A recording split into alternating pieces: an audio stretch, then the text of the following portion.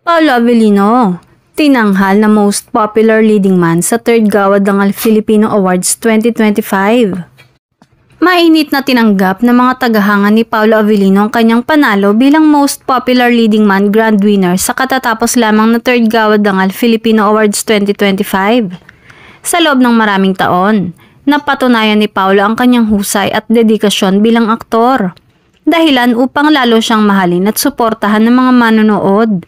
Mula sa kanyang mga teleserye hanggang pelikula, patuloy niyang naipapakita ang lalim at versatility sa pag-arte.